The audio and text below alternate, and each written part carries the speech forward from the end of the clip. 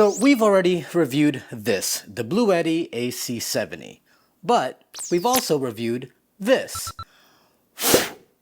the BLUETTI AC180. Both are great power banks, but the question is, which one should you buy?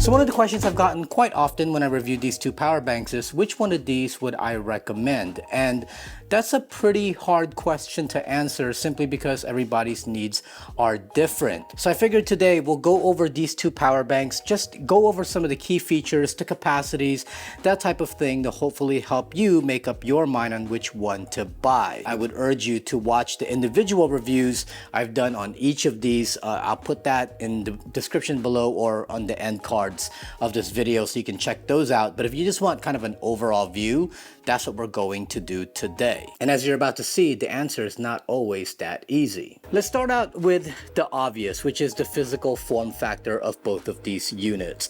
You'll notice they both look pretty much identical, cubed kind of shape, which I absolutely love. Having it in this shape without any handles kind of sticking out or without any handles kind of protruding from the top, it makes BLUETTI power banks really easy to pack away and basically slide into any slot in your cargo area. Both of these have built-in handles, which is a must for me. I don't want any kind of handles that have the possibility of snapping off, because these do have some weight to them, and I don't want any handles to kind of pop out from the unit or anything like that. Now, one big key difference to this though is the top.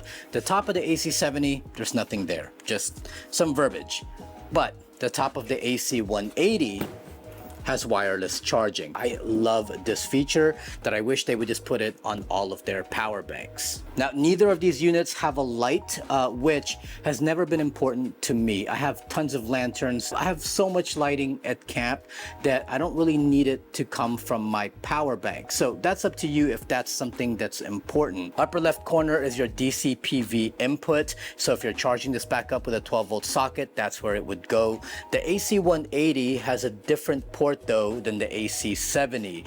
I wish they would make that kind of the same. That way I have so many cords for all of my power banks that it would be nice if I could just kind of keep one in the rig and it will work on either of them. Now below that you have your DC output. So if you're charging anything up with like that kind of a socket, we used to call them cigarette outlets, that's where you would plug that in. Both of these are 12 volt, 10 amps each. Right below the LCD screen on both of them are your power buttons. Right in the middle is to turn the whole thing on. The right side is AC and then the left side is DC. So if you're using all the AC ports, you got to press the AC one.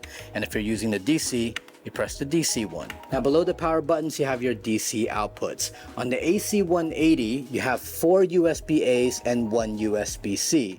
So it does have more DC ports than the AC70. However, you only get 1 USB-C, and right now USB-C is basically the standard. On the AC70 though, you only have 4 ports, but 2 of them are USB-Cs and 2 are USB-A's. And then finally on the right side, you have your AC ports. You get 4 on the AC180 and you get 2 on the AC70. I personally don't bring a lot of things that have an AC plug to it. Most things that I'm charging up with my power banks usually have like USB-Cs now, like my camera batteries, my phones, my tablets, things like that. So an AC port for me is not as important, whereas you might be bringing things like coffee makers, blow dryers, or whatever it is that requires an AC port. You're going to want to think about how many you actually need. So let's talk specs, most importantly power and capacity.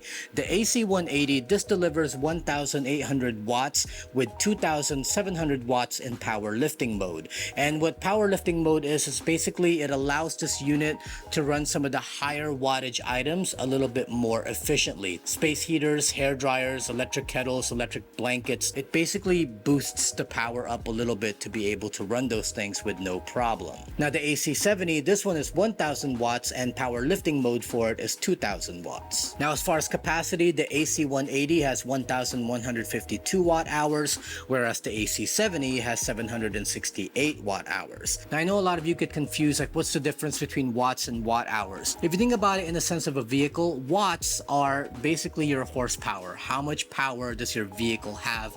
How fast can it go? Whereas watt hours is your miles per gallon, like how far can you go with that kind of power. So in terms of these power banks, the AC180 has 1152 watt hours. Let's round that up to make it simple to 1200 watt hours. Say you have a bunch of devices on here that total, it's taking 100 watts from this unit to basically recharge or power up those devices. At that rate, 100 watts every hour, in 12 hours, this thing will be drained. On the AC70, this one has 768 watt hours. Let's round that up to, let's say, 800 hours. If you plugged up all the devices on here that took up 100 watts every hour, then this would die in 8 hours. In fact, I'm gonna plug up this AC unit to one of these and just to see how much wattage this thing is taking up. So right now, this AC unit is taking up 109 watts at the highest setting. At that rate, I'll be able to run this AC unit off of this power bank for maybe 7-8 hours. Over here, I'll be able to get around 12 hours. Now, both of these have lithium iron phosphate batteries, which is just a much better battery than lithium ions. It's also much safer. It's less likely to explode than a lithium ion battery in certain conditions. Now, both of these also have rapid charging. Plug either of these up to an AC outlet and you'll get it up to 80% in just 45 minutes. Now, if you're out on the field and you want to use solar, both of these can take up to 500 watts in solar panels. Also, one great feature that the newer BLUETTI power banks have, they all have Bluetooth, which means you can control and monitor it via their app. The app is pretty awesome and it's really easy to use. I actually have both of these power banks logged onto my phone, and as long as I'm in proximity of these power banks, I can monitor to see how much power is left without having to go to the unit. Now let's talk price, because that's a huge determining factor on which one you're going to buy. Their AC180, this one comes in at $999, so about $1,000. And in the AC70, this one is sold at $699. However, as of right now, the AC70 is on sale for $429. So that's a huge difference from $1,000 to $429. However, I do want to make mention that in a couple of days, 2 days to be exact from the day I'm releasing this video, it's going to be Amazon Prime Day, and BLUETTI is going to have huge sales on their power banks. It's going to be a pretty significant amount of savings because that's what Prime Day is all about. Now, $1,000,000 question, which of these power banks would I actually recommend, the AC180 or the AC70? And don't worry, I'm not going to say that depends, because that answer never really helps anyone. So what I'm going to do here is I'm going to give you some parameters for you to think about so that you can ask yourselves the kind of questions that will lead you to the right power bank, and then I'll let you know what I'm bringing around. So the first parameter, which I think is the most important, is capacity. You have to ask yourself, what is it that I'm really bringing to camp that needs power? Do I just need to power up a fridge? Do I need it to recharge my laptop, my phones, my tablets, all of my electronics, my cameras? Those things are somewhat minimal. A fridge can run on any of these for a pretty long period of time. However, if you're bringing higher wattage devices such as blow dryers, coffee makers, electric blankets, then you need to ask yourself, okay, how often will I be running those things? Because if you're running it for a long period of time, like an AC unit, for example, then you're going to want a power bank that produces more wattage hours. Not to mention also your ports. Now, I don't really look at the ports as a downside, because you can get certain things to extend these things. Like, for example, this only has 2 AC outlets, but I can probably get an extension cord that has like 4 or 5 different ones that I can plug my devices into. Same thing with USB ports. Yeah, this one has more USB-C than this one. However, if I do really need a lot more USB-C ports, I just need to get like a splitter or a dock that I can put into this one USB-C port here and be able to charge up all my other USB-C devices. Or just get like one of those cables that are USB-A to USB-C, and I'll be able to use the USB-A ports. Yeah, they're not going to be as rapid or fast charging as that USB-C, but a lot of the stuff that I really need to recharge back up, like camera batteries and things like that, I don't need it to rapidly charge anyway. The second parameter is size. How much space do I actually have, considering all the gear we already bring? If you have like a ton of room in your vehicle, then having the bigger power bank is not going to be a problem, especially because you're getting more capacity out of it. But if space is paramount and it's really important to you to save space, then having the smaller one might be better. The third parameter is price. If money's no object, then get the one with the most capacity, obviously, right? However, consider the fact that you may not necessarily need all of that capacity. So again, going back to the first parameter, ask yourself, how much are you actually bringing with you? See, right now, this is $999, and this is normally $699.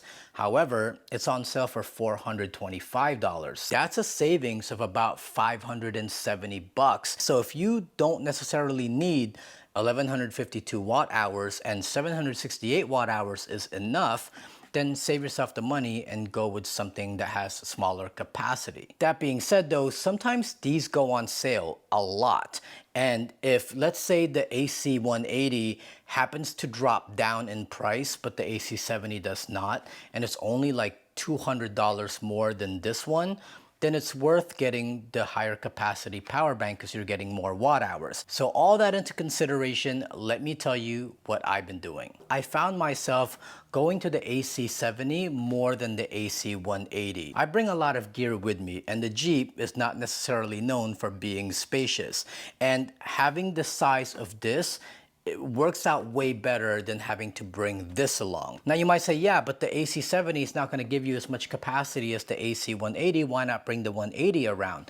But that's what I mean about asking yourselves honestly, what is it that you're bringing to camp that you really need to power up? Because the way we work, during the day, we're usually out on the trail. And when we're out on the trail, the vehicle is moving. And I use that time to let my vehicle recharge my phone, recharge my iPad, run my fridge, that by the time we get to camp, my phone and iPads are already fully charged, that it'll last me until we leave again the next day. And then I just unplug the fridge from the vehicle and plug it into my power bank. So my power bank only needs to run my fridge for, I don't know, 10 hours before we have to like get back on the road again. At camp, I'm only using the power bank to power my fridge, power up like my camp lights, also to recharge my camera batteries, and that's pretty much it. The only time I really bring out the bigger power banks is if I know I need to run some high-powered devices, like my AC unit during the summer or my electric heater during the winter, because we need those things to be comfortable. But a lot of times, most of the times when we camp, it's usually like a really nice night that I don't need an AC or a heater. I'm totally comfortable. So what do I actually use the AC180 for? Well, this stays in the house for storm prep. At some point, one of these storms is gonna knock out the power, and when the power is out, I'm gonna need the bigger power bank to keep us going until the power is restored. And because it's at my house, space doesn't matter. So what it all boils down to is one question you need to ask yourself, and that'll help you determine which power bank to get. How stationary are you going to be? If you know you're moving around a lot and you're never at camp for more than one night, then a smaller power bank will be fine because you can recharge this back up in the vehicle while you're moving, and by the time you get to camp, you have a full battery again. If, however, you're going to be stationary somewhere where you know you're camping out for 2 or 3 days, then you might need the bigger power bank to keep you going. There are solar panels out there that you can use to recharge these batteries back up, but also keep in mind that you might sometimes be deep in the woods where you're not getting sunlight, or you might be out and about on a day where it's like super cloudy or stormy and you're not gonna get any sunlight there either. So I really wouldn't always count on solar power to keep your batteries charged up. But anyway, that's it. I hope that helped you make your decision when it comes to power banks. Don't forget to check out the BLUETTI store on Amazon during Prime Day, because A lot of these are going to be on sale, and it might help you really make the decision, especially if the prices drop down dramatically. And knowing from past Amazon Prime days, these things drop down really low, so you're gonna want to take advantage of that. Also, if you enjoyed this video, don't forget to smash, actually don't smash, compare like buttons until you find one that's right for you. Subscribe to our channel, click that notification bell so we can let you be aware of new videos when they come out. And if it moves you, support us on Patreon. It gives you access to all of our videos before everyone else and gives you access to our live streams when we do them. And as always, don't forget to follow us on Instagram at BSuburban4601. My name is Asia Samson, and I will see you next time.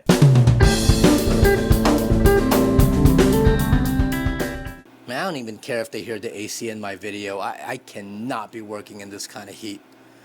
Whew.